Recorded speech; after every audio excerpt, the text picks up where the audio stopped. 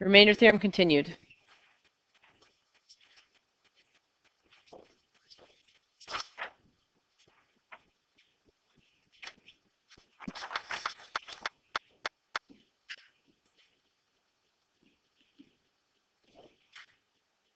When p of x equals 3x cubed plus mx squared plus nx minus 7 is divided by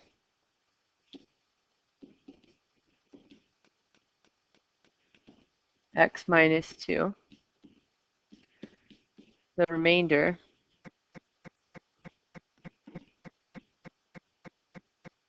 is negative 3.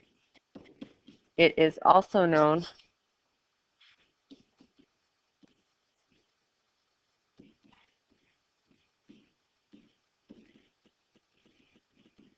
that negative 1, negative 18 is a coordinate on the polynomial.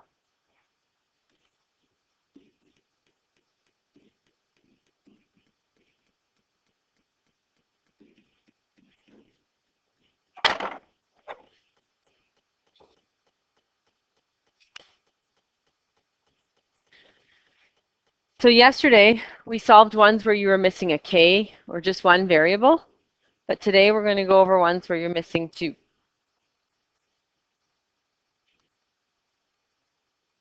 So we have when p of x equals 3x cubed plus mx squared plus nx minus 7 is divided by x minus 2. The remainder is negative 3. So what does that mean? When it's divided by x minus 2, the remainder is negative 3. X minus 2 remainder equals negative 3. What does this x minus 2 get me? X equals what? 2. And the remainder is a fancy way of giving me my what?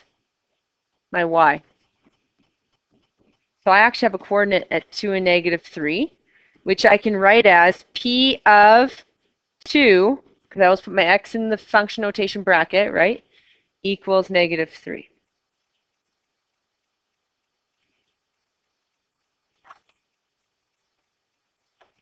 Remember, your remainder is just a fancy way of saying the y value.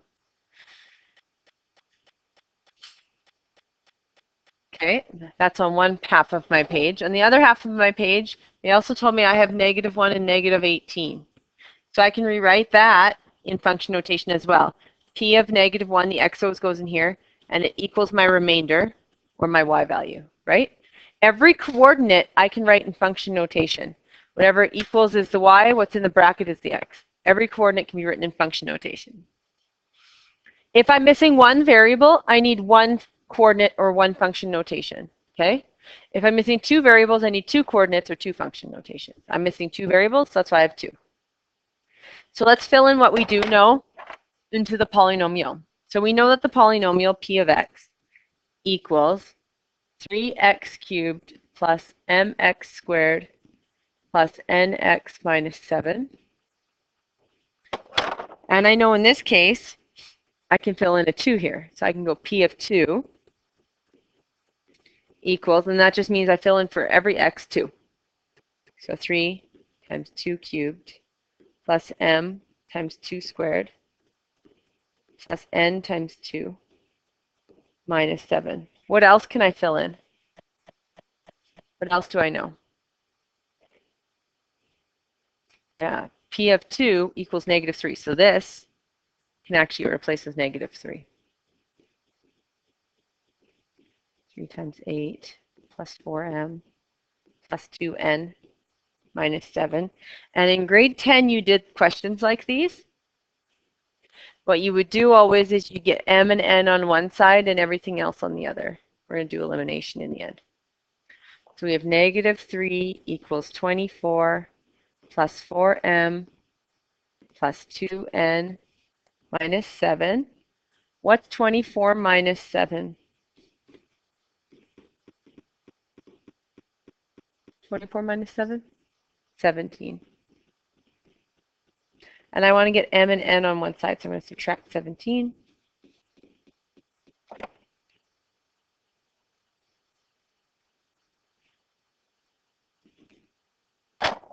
I get negative 20 equals 4m plus 2n. So that's my one equation.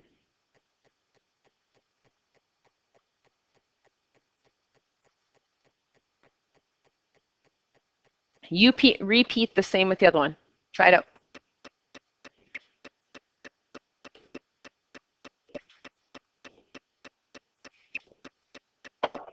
So for this one, I would get p of negative 1 equals 3 times negative 1 cubed plus m times negative 1 squared plus n times negative 1 minus 7. And p of 1 can be replaced with negative 18 equals negative 3 plus m minus n minus 7, negative 18. Put these two together. Negative 3 minus 7 is negative 10. M minus n. Add 10 to both sides. Negative 8 equals m minus n. And now I have equation 2.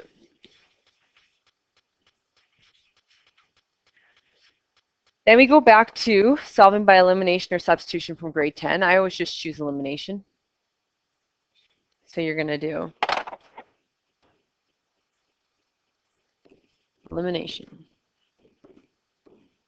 So you stack them on top of each other so that you can eliminate a variable. M minus n equals negative 8. 4m plus 2n equals negative 20. Right now, if I add or subtract the two equations, neither of my variables is eliminating, is it?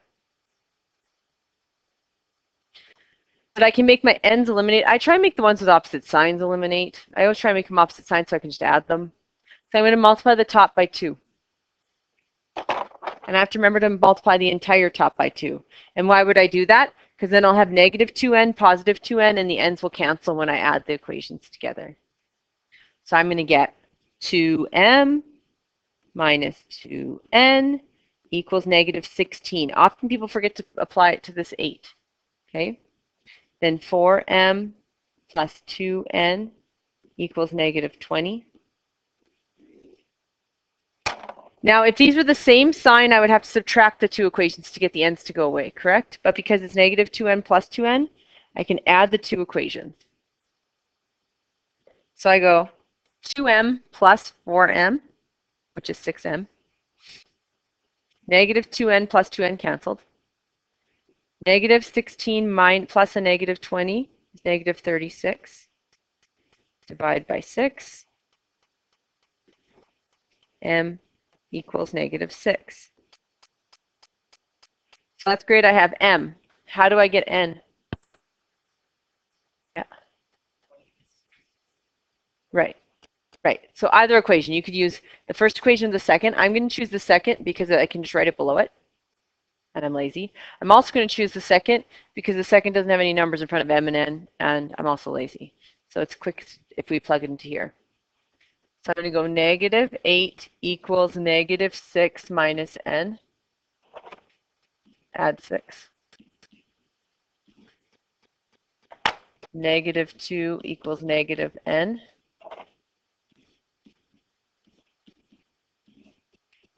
N equals 2.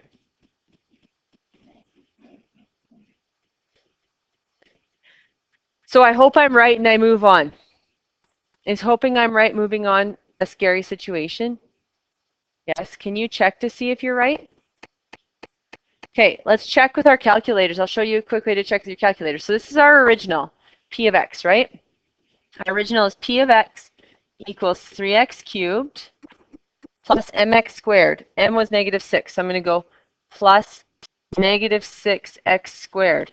Instead of going plus negative 6, what could I have just done? Minus 6x squared plus 2x minus 7. So put that into your y equals in your calculator.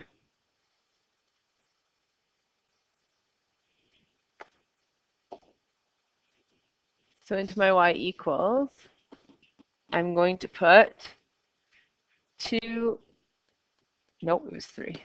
3x cubed. And then it was minus 6, right? Minus 6x squared I just have the original equation from me. And then plus 2, x minus 7. Okay, so if I go second table, what coordinate should be on it?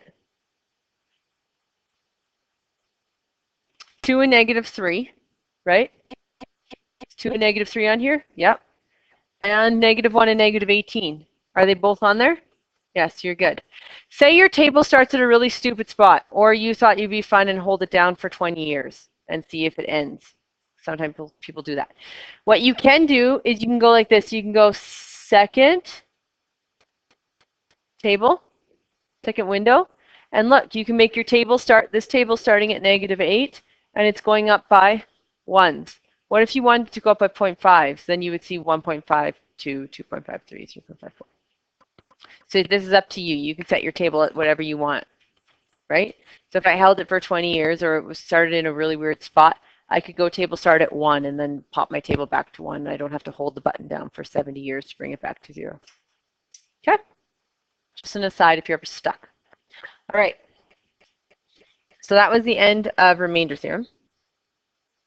Where'd it go? Now we're going to do factoring.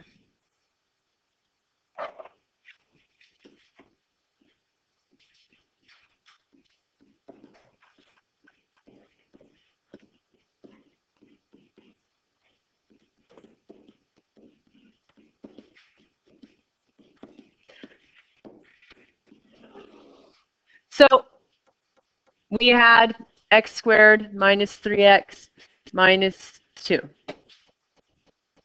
plus 2 when you factor it in. So if I asked you to factor that in grade 11 or grade 10, you would go x minus 2, x minus 1, boom, you were done. We agree? If I gave you x squared minus 3x minus 2 and I asked you to factor it, you'd say done, because you can't factor it. Nothing multiplies to give me negative 2 and adds to give me negative 3. Okay? So if I asked you to factor and you could factor, you factored. If I asked you to factor and you couldn't factor, you were done. Well, now what happens if I give you cubics, so x cubed graphs or x4s or x5s?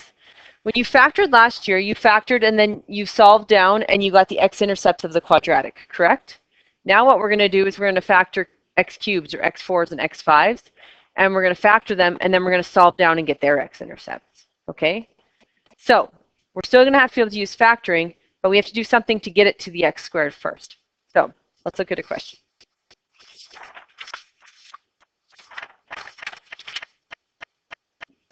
Example 1. Factor x cubed plus 2x squared minus 5x minus 6. It doesn't say solve, so I don't want x equals.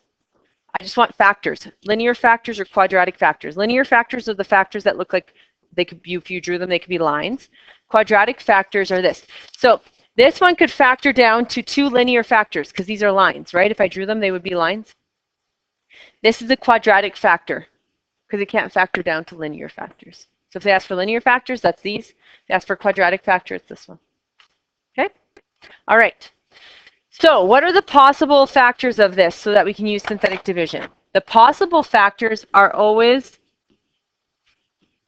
the factors of the last, I guess not last, the constant. So this is my constant, the 6. So the possible factors I could use, which will make sense once we do synthetic division, just trust me for now. Plus or minus 1, plus or minus 2, plus or minus 3, plus or minus 6. How do I know if something is a factor? What do you get? Yeah, remainder of 0. So if I want to see which of these are possible factors, I could plug in plus 1 in for all the x's and see if I get 0. Plug in negative 1, see if I get 0. Plug in positive 2, see if I get 0. Plug in negative 2, see if I get 0. We agree? And then I would know if it was a factor. Let's think about that. So I could go P of 2 equals 0. We agree? So then x would equal 2, and this is a remainder of 0. We agree? Is this true? So that would mean that x minus 2 is actually a factor. We agree? Because you work backwards. So we're trying to find factors of this thing. So if I go to my table of values, if I type that into my table of values, rather than checking 1, -1, 2, -2, 3, -3, 6, -6 in remainder theorem and getting a 0, which would take a long time, right? A quick way I could do that, if this was a written response, I would have to show that. I would have to show that I get a remainder 0. However, I can go to my table of values. I could type this into my y equals, go to my table of values and pull off an x-intercept, couldn't I? Because an x-intercept has a remainder of 0 because y is just the same as the remainder. So type that into your calculator, please, into your y equals.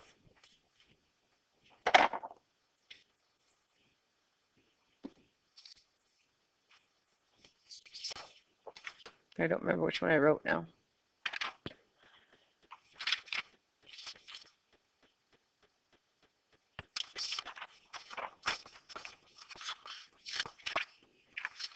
Good. X cubed plus 2x squared minus 5x minus 6, right? And then we go second graph. And we each pull off an x-intercept. X-intercepts have what? 0 in the y. So I could pick any of these. -3, -1, 2. I'm going to pick the positive. If there is a positive, I'm going to choose it. If there isn't a positive, I'm forced to do negatives. That's fine. So I'm going to use 2 and 0. If you picked any of the other two, you'd be just as fine. Come on, join me.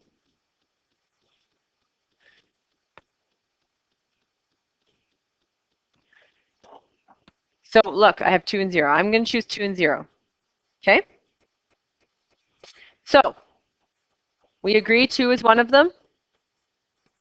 Now we're going to do synthetic division. Please follow along. It is not hard. Initially, it seems overwhelming.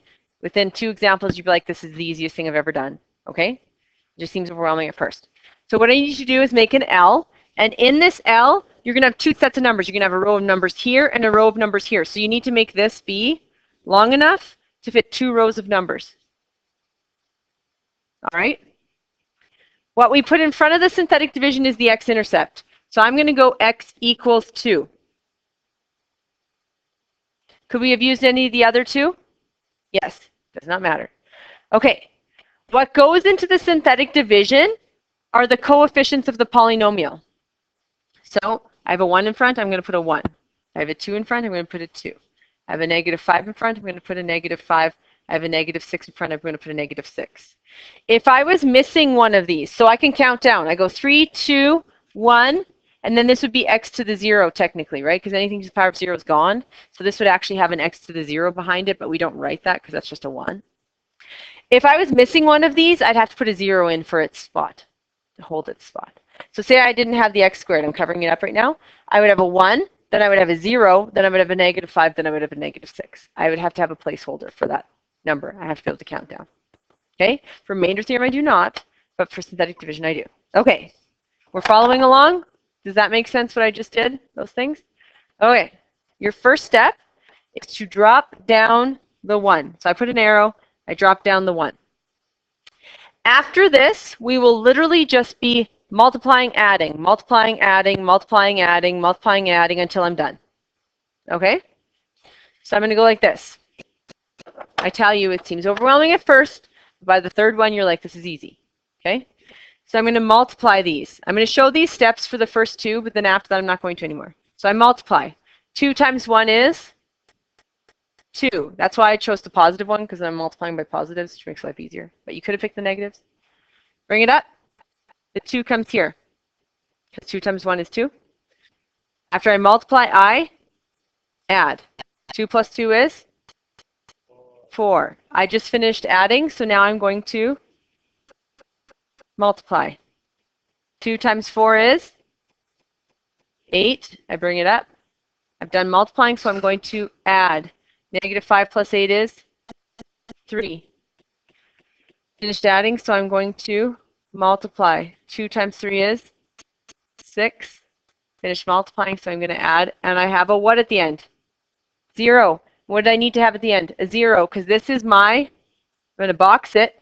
This is my remainder. If I do not have a 0, what happened? Possible things that could have happened. I didn't actually pick the x-intercept, I picked the y by accident. Or I did my math wrong. Or the top error that happens, I didn't put a 0 placeholder when I needed to have a 0 placeholder. Okay? Does this make sense? So, I have x equals 2. So what is the factor then?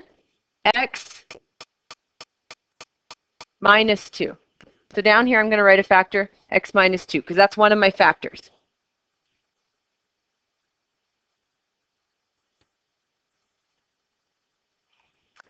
Now, I took one x out, correct? It's right here. It's sitting down here. I took an x out.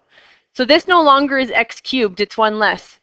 This is going to be 1x squared. Then this is going to go down. Plus 4x plus 3. And now I'm back to grade 11. Now I'm back to a quadratic. I can just factor it. So I go, what times what equals the first times the last? 1 times 3 is 3.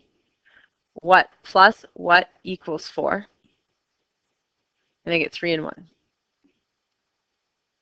So I'm going to get x plus 3 and x plus 1, which makes sense because what were my other two x-intercepts in the table? -1 and -3. So could I just worked backwards off the table of values and wrote these three down and been like, boom, done? Even though it said algebraically. No, you get no marks. If you went to your table of values and pulled off, hey, I have x-intercepts at 2, -3, and -1, and then just work them back to the three factors, you get no marks because you showed no algebra. None. You literally used your calculator. You did no algebra. Okay?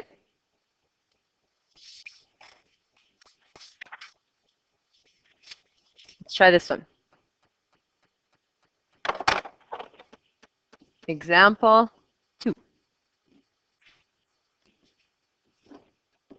Factor. X cubed minus 27x plus 10.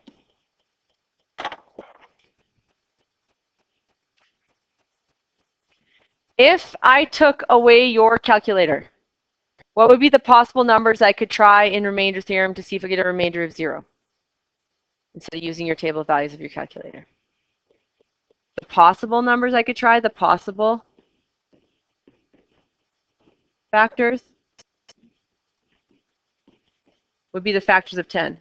So plus or minus 1, plus or minus 2, plus or minus 5, plus or minus 10.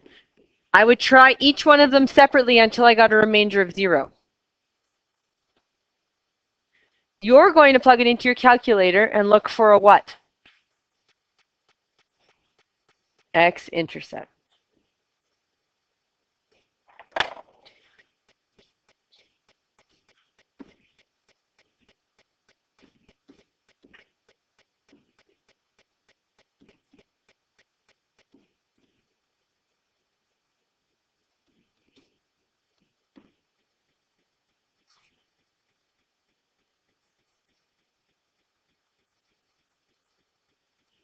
What did I get? Right now it looks like I only have 1. Does that mean I only have 1? No, it means I have one integral 1. I could have like 2x plus 1 and 3x minus 5 as factors, correct? They wouldn't show up because they would be decimals, x-intercepts. They're not going to show up in your table. So I'm going to use the 5.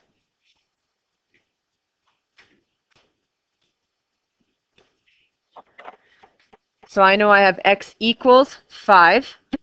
What would my factor be then? If x equals 5 is my x-intercept, what's my factor? X minus 5, because I'd have to bring it back. So down here I'm going to have an x minus 5, and I need something to join me, right, for my answer. What's the catch of this question? Of this polynomial at the top? Is it missing something? Which one is it missing? I have x cubed, I have x, I have 10. What am I missing? X squared. So I technically have this, x cubed plus 0x squared minus 27x plus 10. So if you know that x equals 5 is an x-intercept, but you don't get a 0 in the box, you may have forgot the 0 placeholder. So we're going to go 1, 0, negative 27, 10.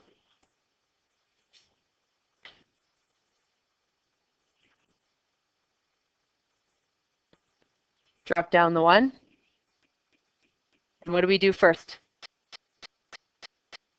Multiply. 5 times 1 is 5. Comes up here. Then we add. 0 plus 5 is 5. Then we multiply. 5 times 5 is 25. Then we add. Negative 27 plus 25 is negative 2. Then we multiply. Negative 10. And we hope to get a 0. If we didn't get a 0, we either did not take the x-intercept, or we forgot to put the 0 placeholder, or we're just totally doing math wrong in our synthetic division. Those are our options. What's our next step then? To rewrite our answer. This is our answer down here. You know, like how when you used to do long division and you had the answer on the top of the long division symbol? This is the answer, it's just on the bottom of the synthetic. It's always 1 less. So if this was x cubed, this is going to be 1x cubed, x squared, sorry, it's 1 less, plus 5x minus 2. Is there anything that multiplies to give me negative 2, 1 times negative 2, and adds to give me 5? No. This is my quadratic. It just stays that way. It's a quadratic factor because I can't factor it.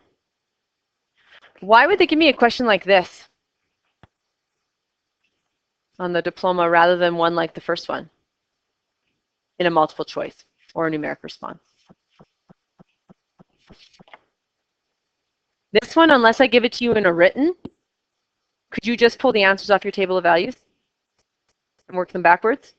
Absolutely. This would be a terrible multiple choice numeric response question because I could be testing calculator. That's it. Right? You could just use your calculator.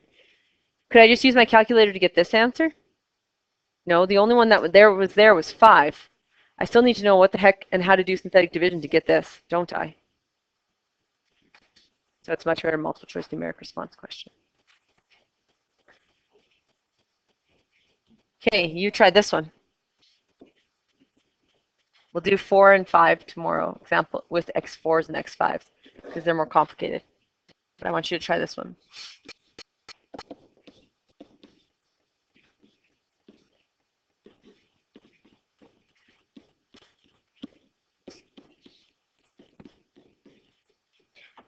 If I took away your calculator, you would have to try plus or minus 1, plus or minus 2, plus or minus 3, plus or minus 6.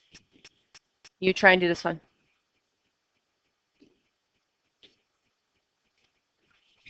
I'm going to use x equals negative 2. If you use the other one, absolutely fine. I'll show you that it works. So negative 2, can I count down? 3, 2, 1, 0. Yes, I don't need any placeholders. If you use the other one, absolutely fine.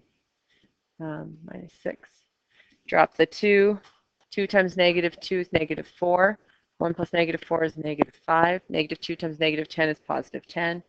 Or negative 2 times negative 5 is positive 10. Negative 13 plus 10 is negative 3. Negative 2 times negative 3 is 6. Negative 0. And then I take one, drop one down, so it's 2x squared minus 5x minus 3. And then I say to myself, oops, what times what equals negative 6? Because you always multiply these. What plus what equals negative 5? And it's going to be negative 6, positive 1. I don't go right to brackets because I have a 2 in front. So what you guys did is you went 2x squared stayed the same. Instead of writing a minus 5x, I'm going to write minus 6x plus 1x, because what is minus 6x plus 1x? Minus 5. That's why you write it. It's the exact same thing. We just want 4 terms instead of 3 so that we can group, like in grade 10.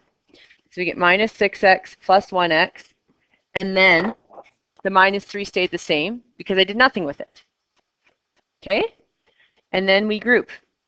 I group these two, group these two.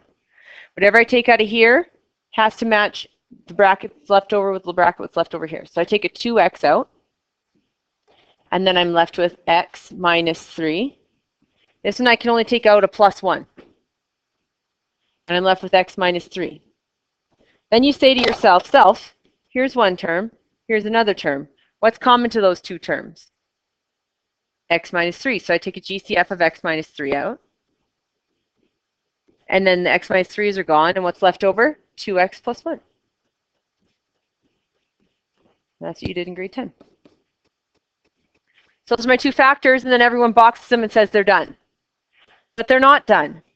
You have x minus 3 as a factor, 2x plus 1 is a factor, and x plus 2.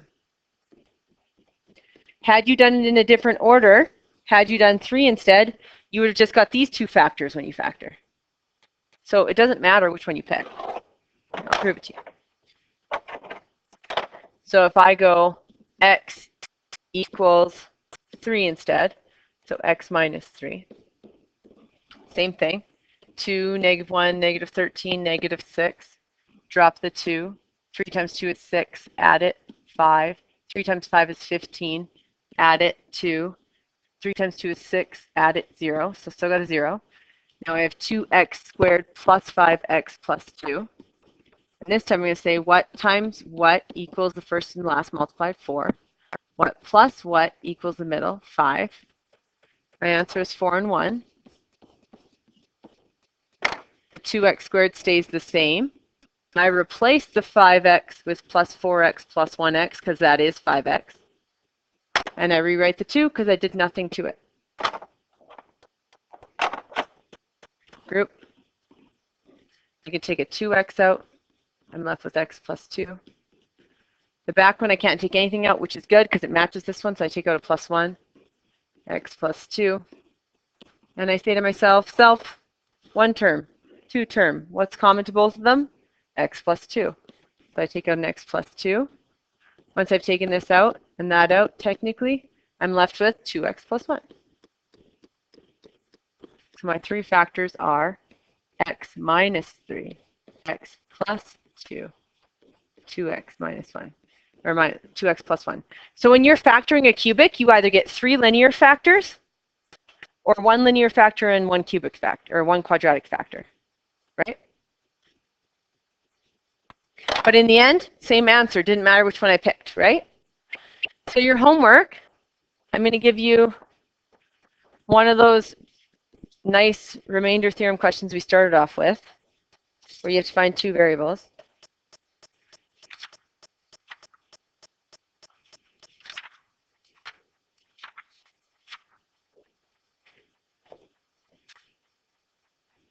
So from yesterday, page 125.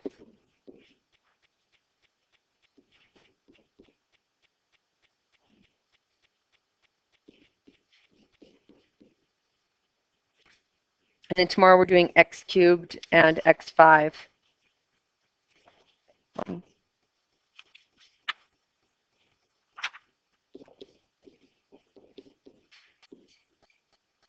Make sure you can count down. That's the problem, is if you don't have a placeholder.